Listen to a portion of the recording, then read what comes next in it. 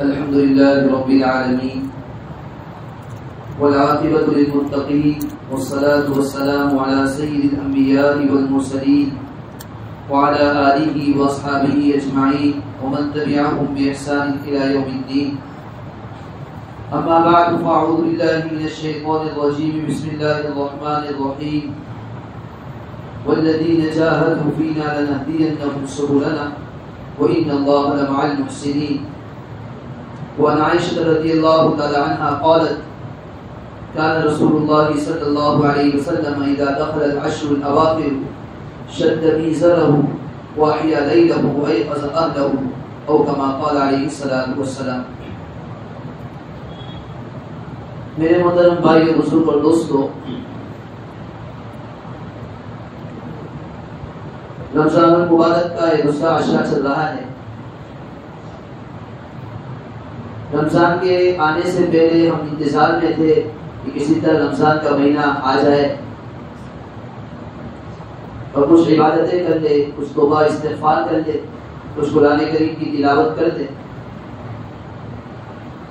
رمضان المبارک کا مہینہ شروع ہو گیا، پہلا عشرہ بھی ختم ہو گیا اور چند ہی دنوں کے بعد یہ دوسرا عشرہ بھی ختم ہو جائے گا اور تیسرا عشرہ شروع ہو جائے گا. رمضان المبارک کے عشرے گزر جانے کے بعد ہم اپنی زندگی کے اندر غور کریں کہ رمضان سے پہلے میری زندگی کیسی تھی اور رمضان میں میری زندگی کیسی. کیا رمضان اللہ تعالیٰ نے نصیب فرمایا تو روزانہ کے کھانے پینے کے اعتبار سے کچھ فرق، اس کے علاوہ اور کوئی فرق میری زندگی میں نظر آ رہا ہے یا نہیں آتا ہے؟ اور عام طور پر ہماری زندگی ایسی ہوتی ہے سے یہ فرق معلوم ہوتا ہے کہ رمضان سے پہلے بغیر وقت کے جب چاہے کھا لیا کرتے تھے، جب چاہے پی لیا کرتے تھے. رمضان المبارک کا مہینہ آیا تو عام طور پر ہماری زندگی اسی طرح گزرتی ہے کہ کھانے اور پینے سے تو اپنے آپ کو بچا لیتے ہیں، لیکن عام طور پر پورا کا پورا رمضان 5000 کا سونے کی حالت میں گزرتا ہے. رمضان المبارک کا مہینہ یہ پہلے بھی میں نے عرض کیا تھا، نیکیوں کا سیزن ہے، نیکیوں کو وصول کرنے کا مہینہ ہے. دوسرے عشرے کے بعد جب تیسرا عشرہ شروع ہوگا، حضرت عائشہ رضی اللہ عنہا فرماتی ہے اللہ کے رسول صلی اللہ تعالی علیہ وسلم کی حالت یہ تھی کہ جب آخری عشرہ شروع ہوتا تھا آپ علیہ الصلوۃ والسلام اپنے تہبند کو مضبوط کس لیتے تھے. شرح حدیث نے اس جملے کے دو مطلب بیان فرمائے. شد میزرہ، اللہ کے نبی صلی اللہ علیہ وسلم اپنے تہبند کو کس لیتے تھے. کیا مطلب؟ بعض شرح حدیث نے لکھا ہے کہ جب آخری عشرہ شروع ہوتا تھا نبی علیہ الصلوۃ والسلام اعتکاف میں بیٹھ جاتے تھے، عبادتوں کے اندر ایسی زندگی گزارتے تھے، ایسے عبادت میں مشغول ہو جاتے تھے کہ اپنے بیویوں سے علیحدگی اختیار کر لیتے تھے. یعنی آخری عشرے میں اعتکاف کا اہتمام، آخری عشرے کے اندر عبادت کا خوب اہتمام فرماتے. دوسرا مطلب یہ بیان کیا ہے کہ آپ علیہ الصلوۃ والسلام آخری عشرے میں خوب محنت کرتے تھے، خوب مشقت اٹھایا کرتے تھے. وَأَحْيَا لَيْلَهُ، آپ علیہ الصلوۃ والسلام رات بھر عبادت کرتے تھے، رات کو بیدار رہا کرتے تھے. وَأَيْقَظَ أَهْلَهُ، اور اپنے اہل و عیال کو بھی بیدار کرتے تھے، اپنے اہل و عیال کو بھی عبادت کی ترغیب دیا کرتے تھے. ایک اور حدیث ہے غالباً عائشہ صدیقہ رضی اللہ عنہا بیان فرماتی ہے كان رسول الله صلی اللہ تعالی علیہ وسلم یجتہد فی العشر الاواخر ما لا یجتہد فی غیرہ. اللہ کے رسول صلی اللہ تعالی علیہ وسلم آخری عشرے میں اتنی عبادت کا اہتمام فرماتے تھے، اتنا اہتمام فرماتے تھے کہ اور عشرے کے اندر اور دنوں میں اتنا اہتمام نہیں فرمایا کرتے. معلوم یہ ہوا آپ علیہ الصلوۃ والسلام اور دنوں میں تو عبادت کیا ہی کرتے تھے، رمضان کے پہلے عشرے میں بھی عبادت کا اہتمام کیا ہی کرتے تھے، دوسرے عشرے میں بھی اہتمام فرمایا کرتے تھے. اور مزید آپ علیہ الصلوۃ والسلام ہونے والا ہوتا تھا. آپ علیہ الصلوۃ والسلام کی محنت میں، آپ کی عبادت میں، آپ کے اللہ کے سامنے کھڑے ہونے میں، اللہ کے سامنے مانگنے میں اور اضافہ ہو جایا کرتا ہے. اسی وجہ سے حدیث میں یہ بھی آتا ہے کہ آپ علیہ الصلوۃ والسلام رمضان المبارک میں عبادت کا اتنا اہتمام فرماتے تھے حتی یتورمت قدماہ، آپ علیہ الصلوۃ والسلام کے پاؤں مبارک پر ورم آ جایا کرتا تھا. اس سے ایک بات یہ بھی معلوم ہوئی کہ اور دنوں میں تو عبادت کیا ہی کرتے تھے، بہت زیادہ عبادت کا اہتمام، راتوں کو اٹھنا کا اہتمام، تہجد کا اہتمام، اللہ کے سامنے مانگنے کا اہتمام، توبہ استغفار کا اہتمام. اور آخری عشرے میں ایسی حالت ہو جاتی، اتنا لمبا رکوع کرتے، اتنا لمبا سجدہ کرتے کہ آپ علیہ الصلوۃ والسلام کے پاؤں مبارک پر ورم آ جایا کرتا ہے. اتنی عبادت کرتے ہو. اور شب برات کے متعلق بھی وہ روایت ہے، آپ علیہ الصلوۃ والسلام نے عائشہ صدیقہ رضی اللہ تعالیٰ بیان فرماتی ہے، آپ علیہ الصلوۃ والسلام نے اتنا لمبا سجدہ کیا کہ میرے دل میں بات آئی کہ ہو سکتا ہے کہ اللہ کے نبی صلی اللہ علیہ وسلم کی روح چلی گئی، روح قبض ہو گئی، میں دنیا سے پردہ فرما ہے، مجھے ایسا معلوم ہونے لگا. وہ تو میں نے آپ کے پاؤں کے تلوے پر ہاتھ لگا کر دیکھا، مجھے معلوم ہوا آپ علیہ الصلوۃ والسلام حیات ہے، آپ علیہ السلام زندہ ہے. اور آپ علیہ الصلوۃ والسلام سجدے کے اندر رو کر اللہ کے سامنے مانگ رہے، گڑگڑا رہے. آپ اندازہ لگائیے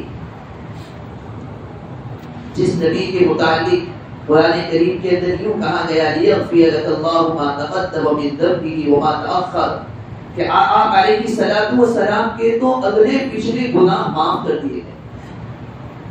آپ کے گناہوں کی مغفرت کا اعلان کر دیا گیا تھا، آپ کے اگلے پچھلے گناہوں کی بخشش کا فیصلہ کر دیا گیا تھا، پھر بھی آپ علیہ الصلوۃ والسلام اتنی عبادت کا اہتمام فرمایا کرتے تھے.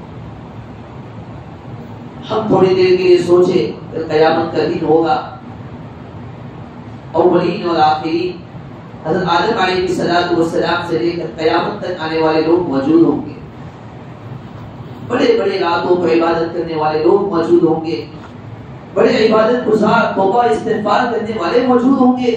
اللہ کے دربار میں سب حاضر ہوں گے، سب اپنی اپنی عبادتوں کو اللہ کے سامنے پیش کریں گے. ہمارے پاس کون سا عمل ہوگا جس عمل کو اللہ کے سامنے پیش کر سکیں.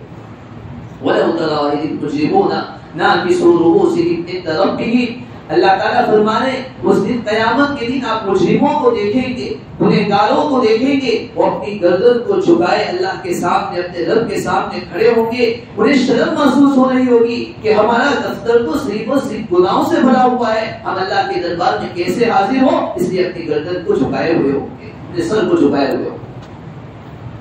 دنیا میں کیسی کیسی عبادت کرنے والے لوگ پیدا ہوئے. ایک عورت کے متعلق لکھا ہے، رات کو نماز پڑھنے کے لیے کھڑی ہوئی، اللہ کے سامنے 2 رکعت نماز کی نیت باندھی، قرآن کریم کی تلاوت کرتی رہی، پوری کی پوری رات کسی حالت میں گزر گئی. جب سلام پھیرا اللہ کے سامنے جیسے ہی ہاتھ اٹھائے، دیکھا کہ صبح شادی ہو چکی ہے، تو اللہ کے سامنے کہنے لگی اے اللہ رات چھوٹی ہو چکی ہے، مجھے تو رات کی کم پڑ رہی. اللہ اکبر. یعنی پوری کی پوری رات 2 رکعت نماز کے اندر گزار دی. ایک آدمی حضرت رابعہ بصریہ علیہ الرحمہ کے پاس حاضر ہوئی، سوچا کہ ان سے ملاقات کروں. حضرت رابعہ بصریہ رحمۃ اللہ علیہ ظہر کی نماز ادا کر رہی تھی. اس ملاقات کرنے والے نے سوچا ظہر کی نماز ختم ہوگی، اس کے بعد ان سے ملاقات کروں گا. کچھ دیر ہوئی، پھر آیا، پھر دیکھا کہ عبادت میں مشغول ہے. عصر کی نماز کا وقت ہو گیا. عصر کے وقت ملاقات کرنے کے متعلق سوچا. عصر کے بعد دیکھا کہ دعا میں، استغفار میں، تسبیحات میں مشغول ہے. سوچا مغرب بعد ملاقات کر لوں گا. مغرب کے بعد حاضر ہوا، دیکھا ہوا بھی میں مشغول ہے، قرآن کریم کی تلاوت میں مشغول ہے. عشاء کے وقت حاضر ہوا، سوچا عشاء کے بعد تو ملاقات ہو ہی جائے گی. عشاء کی نماز میں حاضر ہوا اور عشاء کے بعد نماز کرنے ملاقات کرنے کے متعلق سوچا، لیکن کیا دیکھتا ہے حضرت رابعہ بصریہ علیہ الرحمہ نے عشاء کی نماز ختم کی، سنت وغیرہ کا اہتمام کیا، اس کے بعد ایسی عبادت میں مشغول ہوئی، اللہ کے سامنے ایسی کھڑی ہوئی کہ فجر کی نماز کا وقت ہو گیا۔ فجر کی نماز کے بعد ملاقات کے متعلق سوچا، عشاء کا وقت ہوا اور عشاء کی نماز کے لیے کھڑی ہو گئی، عبادت کا اہتمام کرتی رہی، کچھ دیر ہوئی ان کی آنکھ لگ گئی، جیسی ہی سوئی فوراً ان کی آنکھ کھلی، دیکھا کہ وقت اور گزر چکا ہے، فوراً کہنے لگی اللہم انی اعوذ بک من عین لا تشبع النوم، اے اللہ میں پناہ مانگتی ہوں ایسی آنکھ سے جو کبھی نیند سے جس کا پیٹ کبھی نیند سے بھرتا ہی نہیں، کبھی نیند سے وہ پوری نہیں ہوتی ہے، ہمیشہ سونے کے متعلق سوچتی رہتی ہے، میں ایسی آنکھ سے پناہ مانگتی ہوں۔ اللہ اکبر، کیسے کیسے عبادت کرنے والے لوگ گزرے۔ نبی علیہ الصلوۃ والسلام اتنی ساری عبادت کرتے تھے، لیکن اس کے باوجود آپ علیہ الصلوۃ والسلام اللہ کے سامنے حاضر ہو کر یوں کہتے تھے ما عبدناک حق عبادتی وما عرفناک حق معرفتی، اے اللہ ہمیں جیسی آپ کی عبادت کرنا چاہیے ہم نے ایسی عبادت نہیں کی، آپ کی جیسی معرفت حاصل کرنا چاہیے، آپ کو جیسا پہچاننا چاہیے اور آپ کے پہچاننے کا جو حق ہمیں ادا کرنا چاہیے ہم ایسے پہچاننے کا حق ادا نہیں کر سکتے۔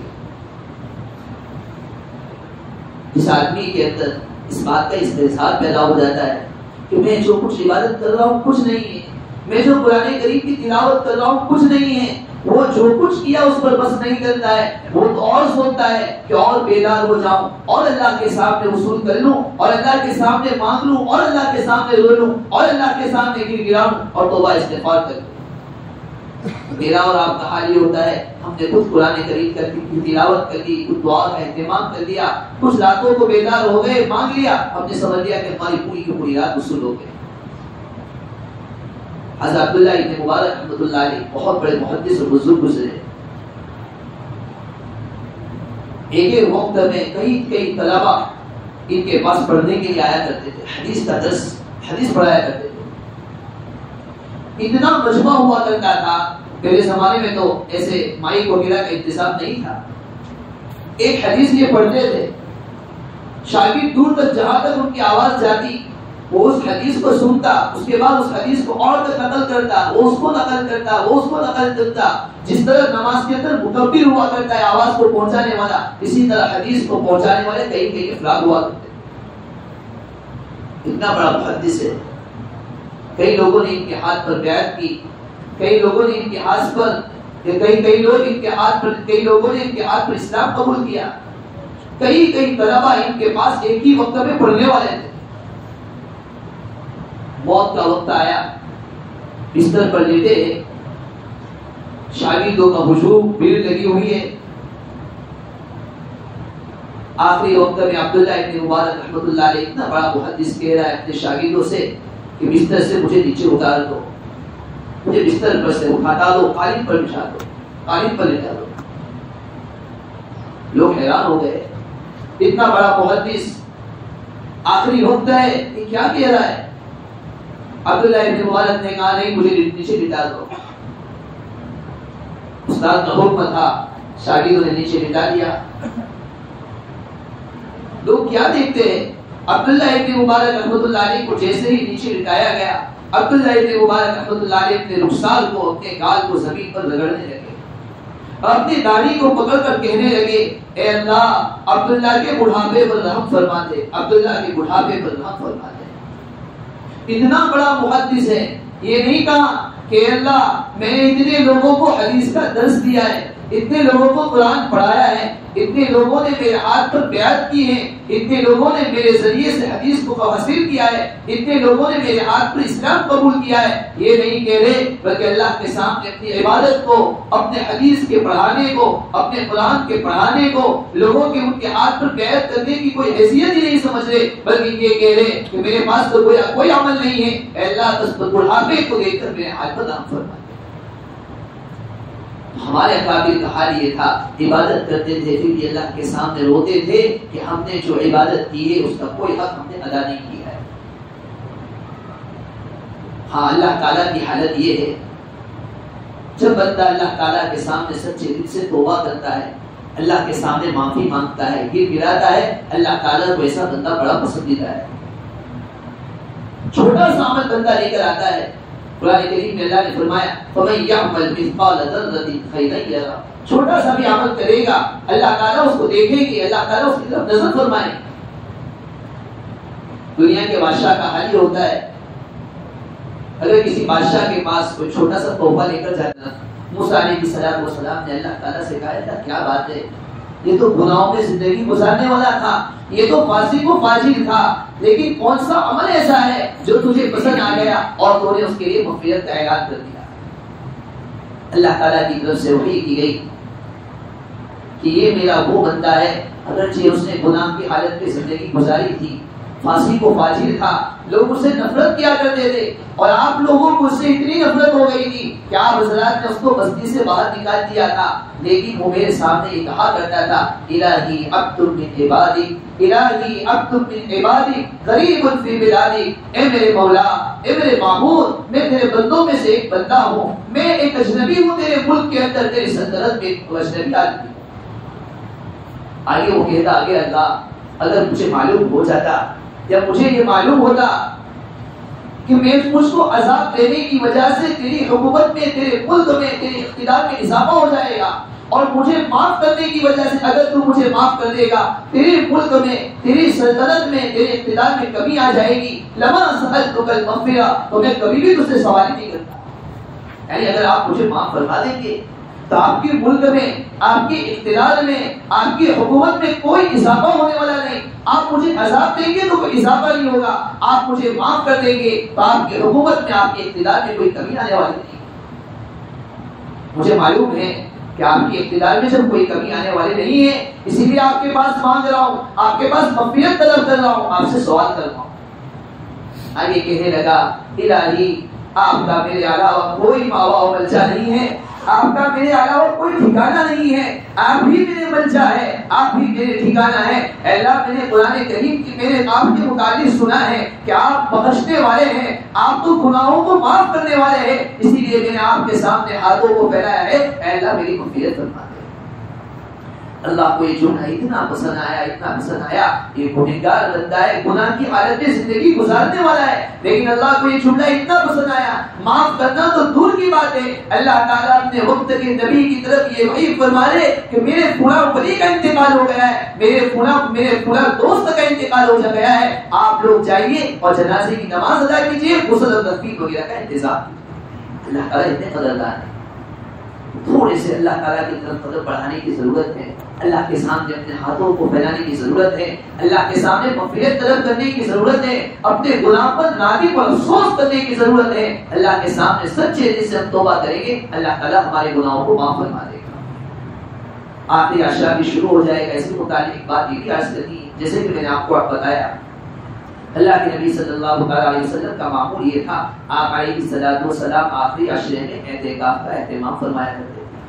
عائشہ صدیقہ رضی اللہ تعالیٰ عنہا سے بیان فرماتی ہے نبی علیہ السلام جب مدینے میں پہنچے، آپ علیہ السلام ہمیشہ اعتکاف کا اہتمام فرمایا کرتے تھے یہاں تک کہ آپ دنیا سے چلے گئے۔ اور یہ اعتکاف بھی ایسی چیز ہے، غور کرنے سے، قرآن آیت کا مطالعہ کرنے سے ایسا معلوم ہوتا ہے پہلے زمانے سے، یعنی نبی علیہ السلام سے پہلے حضرت اسماعیل علیہ السلام کے زمانے میں، حضرت ابراہیم علیہ السلام کے زمانے میں بھی لوگ اعتکاف کیا کرتے تھے۔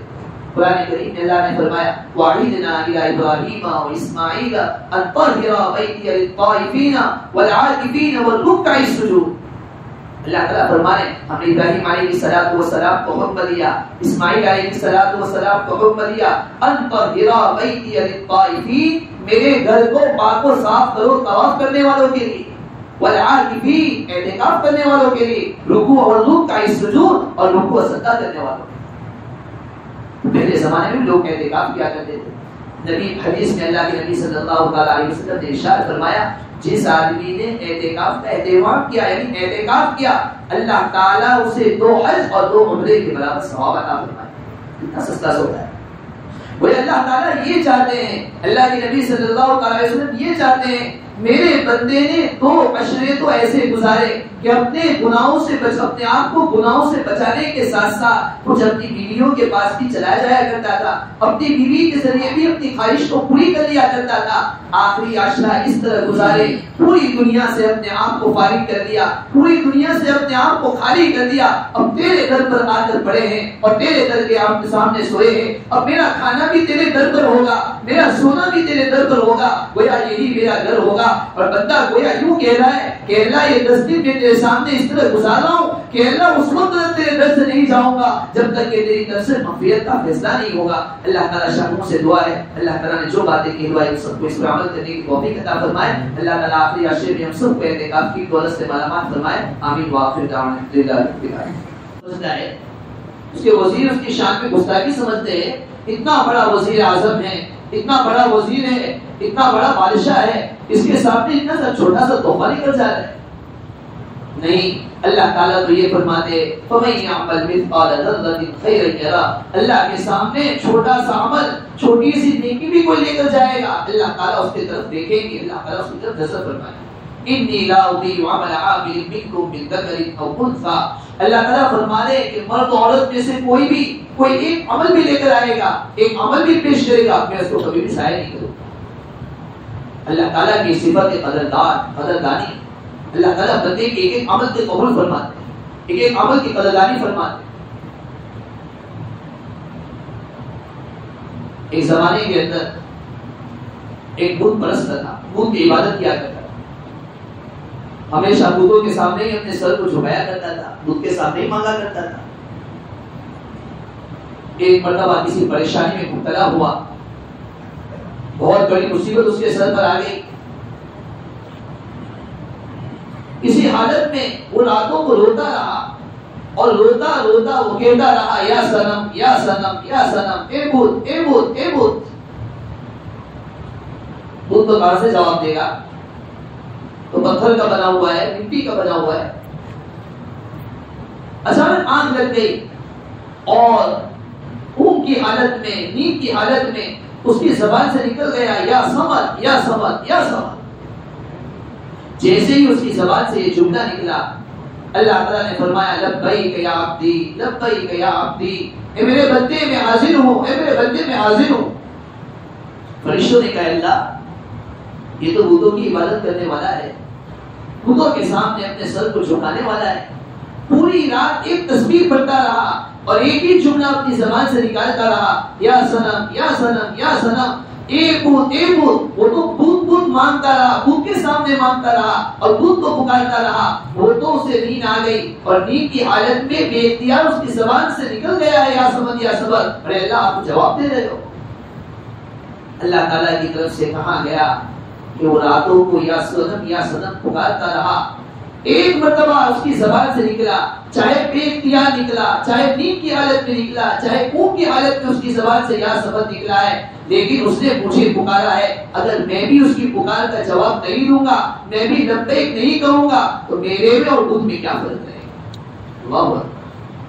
اللہ تعالیٰ بندوں کے اعمال کتنے بدل رہا ہے۔ جب بندہ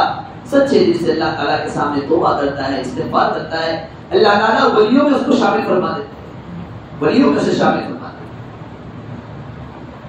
حضرت موسیٰ علیہ السلام کا زمانہ تھا۔ موسیٰ علیہ السلام کے زمانے میں ایک آدمی بڑے بڑے گناہ کرنے والا تھا، فاسق و فاجر تھا، لوگ اسے نفرت کیا کرتے تھے، لوگوں کو اتنی نفرت ہو گئی تھی، اتنی نفرت ہو گئی تھی، لوگوں نے اسے بستی سے باہر نکال دیا۔